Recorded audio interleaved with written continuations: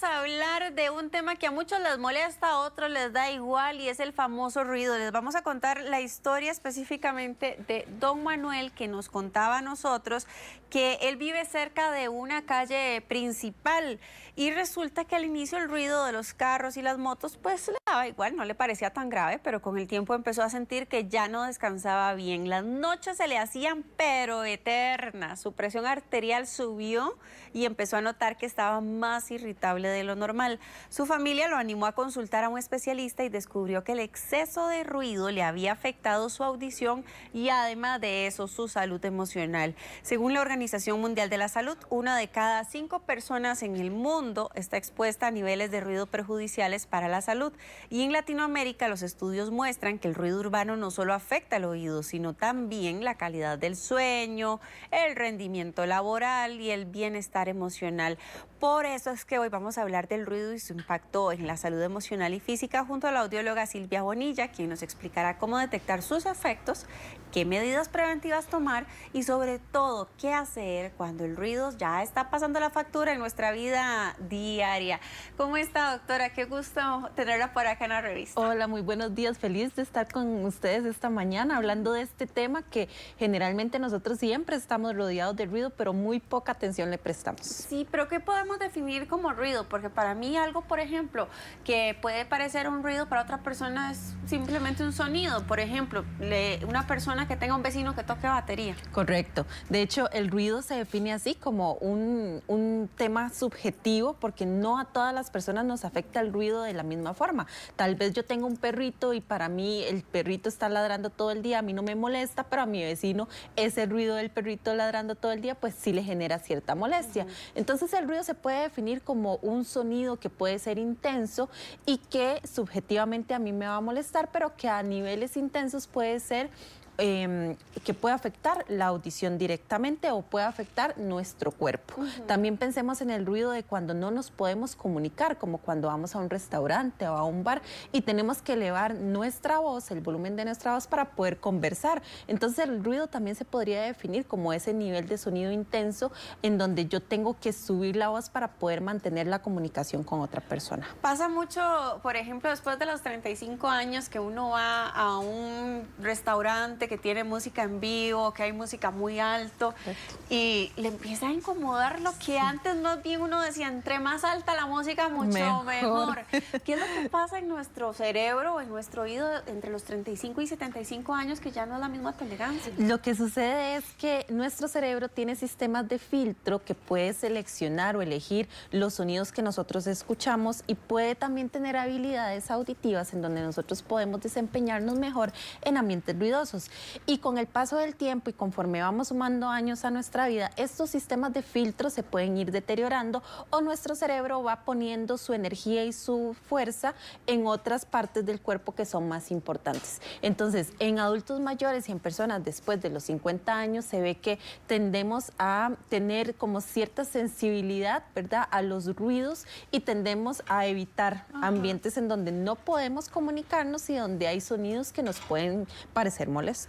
Y eso también llega a perjudicar el sueño. De una u otra manera llega un momento en que ese ruido que no percibíamos de pronto nos empieza a estorbar y no podemos conciliarlo. Claro que sí, porque el ruido también a nivel subconsciente va a ponernos en un modo de alerta, va a poner el cuerpo en un modo de alerta en donde los niveles de cortisol y los niveles también de neurotransmisores se van a ver alterados y entonces el cerebro va a quedar en ese modo como atento, ¿verdad?, a los sonidos que están a nuestro alrededor y eso puede generar insomnio, va a generar también que se nos eleve la presión arterial y que la persona tenga mucho problema tanto para conciliar el sueño como para tener un descanso, ¿verdad?, eficiente. Esto podría, por ejemplo, doctora, en algún momento llegar a desatar crisis de ansiedad o de estrés en una persona. Totalmente. Cuando nosotros vemos que una persona está expuesta a sonidos intensos de manera frecuente, ya sea porque trabaja en un lugar en donde hay ruido todo el día durante muchas horas o porque vive en un lugar muy ruidoso,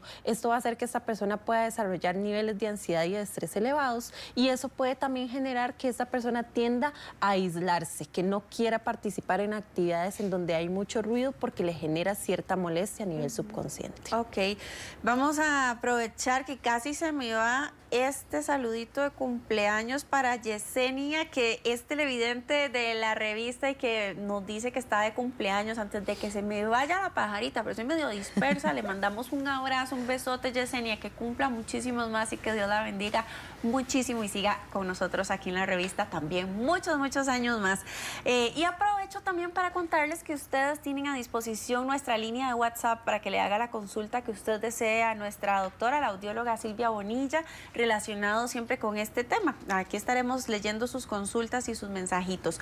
Vamos a continuar también. Ahora, la persona que constantemente está expuesta a un ruido, llámese de una fábrica, correcto, que viva a la orilla de una autopista o que tenga un vecino que sea baterista, el ruido que le llegue a molestar, también les llega como a impactar de manera negativa en su vida social y familiar, porque siempre está irritado. ¿Por qué? Totalmente. Cuando hablamos también de niveles de sonido intensos que son nocivos, estamos hablando de sonidos que están por encima de 85 decibeles.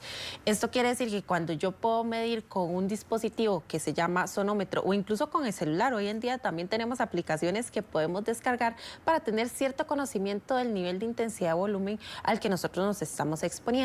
Entonces estamos hablando que esos son los niveles que son nocivos para nuestro cuerpo. Ahora bien, también pueden haber sonidos que están por debajo de estos volúmenes y que pueden generar una afectación directa en la parte meramente emocional, porque a mí me está molestando, porque a mí no me gusta o porque interfiere con mi descanso.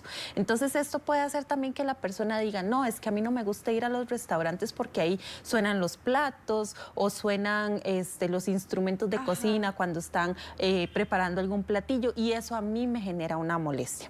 También hay un tema que deberíamos de tocar, que es la hipersensibilidad a los sonidos, que muchas personas a veces también lo confunden con el tema de exposición al ruido, y esto se puede conocer como hiperacusia, y es cuando hay personas que tal vez no tienen ninguna afectación meramente auditiva, tienen una sensibilidad a sonidos que son ambientales y que son cotidianos. Entonces son personas que eventualmente van a evitar tener una vida social externa a su casa porque no se quieren exponer a situaciones en donde no tienen un control del ambiente y en donde ven su comunicación afectada. Doctora, ¿cuáles son esos síntomas que nos hacen encender las alarmas de que realmente somos hipersensibles a determinado ruido? Hay uno que es muy común y muy frecuente, tal vez hay personas que nos están viendo que lo pueden percibir en algún momento, que se llama tinnitus o acúfeno. Ese es el más común y el más frecuente, es el típico pitito pi que se escucha generalmente cuando estamos en un ambiente silencioso, muy frecuentemente cuando ya nos vamos a dormir, a descansar, que ya todo el mundo empieza a bajar, ¿verdad?, la intensidad, y esa intensidad también está relacionada con el volumen de las actividades cotidianas del día. Ese ruidito puede ser uno de los primeros síntomas de que tenemos algún tipo de alteración meramente auditiva que nos está afectando por la exposición al ruido. El segundo va a ser que tenemos dificultad para comunicarnos en ambientes ruidosos. Cuando ya usted empieza a ver una dificultad para poder entender lo que le están diciendo en una reunión de trabajo, cuando hay varias personas hablando, cuando sale a hacer sus mandados de la casa, cuando va al supermercado, cuando va a un restaurante a socializar con sus amigos, ahí ese es otro síntoma que nos podría indicar que estamos presentando una afectación auditiva por la exposición al ruido. Y esto pasa porque cuando hablamos de una lesión auditiva por ruido, los sonidos que se ven afectados son los agudos, los más finitos, y estos son los sonidos que le dan sentido a las palabras. Entonces son las personas que dicen, yo escucho el ambiente, pero no entiendo lo que me están diciendo. Correcto. Ahora, con el tema de los decibeles, hay decibeles recomendados, por ejemplo, para una zona residencial, porque este amigo Manuel dice que ya para él es insoportable. Correcto, sí, de hecho hay una tabla de zonas urbanas, comerciales, residenciales y de industria, donde el Ministerio de Salud tiene establecidos cuáles son los decibeles que deberían de haber en el ambiente en estas áreas, ¿verdad? Entonces estamos hablando que por debajo de 40 decibeles es el volumen al que deberíamos de estar después de las 9 de la noche, ya para descansar, dependiendo de la zona urbana en donde nosotros nos encontremos, o la zona residencial o la zona comercial. Entonces, dependiendo de la zona en donde usted se encuentre y del horario del día en donde se está generando este ruido, podría estar o no dentro de un rango de intensidad que está permitido, en este caso por el Ministerio de Salud, para que las personas pues puedan hacer sus actividades diarias o sus actividades nocturnas. Entonces, ahí también tenemos que hacer referencia a cuál es este reglamento y si tenemos alguna condición en alguna casa, que tenemos algún vecino ruidoso, que pusieron algún bar nuevo, ¿verdad? Y que está haciendo mucho ruido, podemos consultar en el Ministerio de Salud cuál es la zona en la que estamos viviendo y el ruido al que nos podemos exponer en ese horario. Bueno, escuchar bien es vivir mejor, y en Audinsa puede evaluar su audición y tramitar su receta también para audífonos del Seguro Social. Llámenos hoy y mejore su calidad de vida con lo mejor para su audición, y por supuesto la doctora Silvia Bonilla, que es invitadísima de lujo aquí en la revista. Dice un amigo televidente por acá: donde viven adultos mayores a ninguna hora puede hacerse ruido.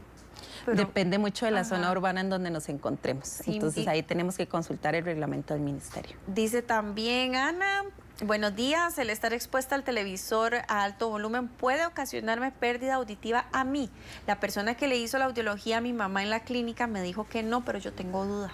Bueno, estamos hablando de diferentes tipos de volúmenes, ¿verdad? El volumen ambiental que puede generar un parlante de un televisor tendría que estar al 100% del volumen durante todo el día como para que me llegue a generar una pérdida auditiva.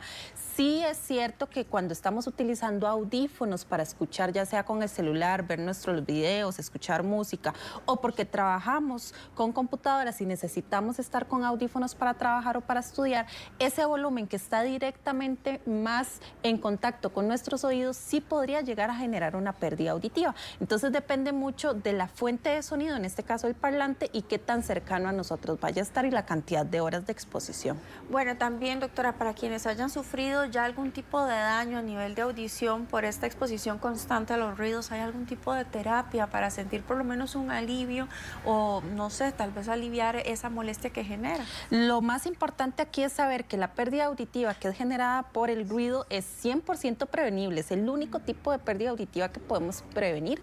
Es progresiva y es sigilosa, siempre lo menciono, porque nosotros no nos vamos a dar cuenta que tenemos esta pérdida auditiva hasta que hagamos una evaluación auditiva. Entonces aquí también recordar, muy importante, si usted nunca se ha hecho una evaluación auditiva, que se la haga, no importa la edad que usted tenga. Esa va a ser la forma en la que vamos a monitorear el momento en el que se presente la pérdida auditiva, y ya cuando esta pérdida auditiva se establece, ahí lo único que podemos hacer es pensar en rehabilitación auditiva con dispositivos de audición que nos van a ayudar a escuchar mejor. ¿Cómo podemos nosotros amortiguar o minimizar los impactos del ruido en una zona como la que vive Manuel, que es sobre una calle principal? ¿Qué medidas podríamos tomar a nivel de hogar?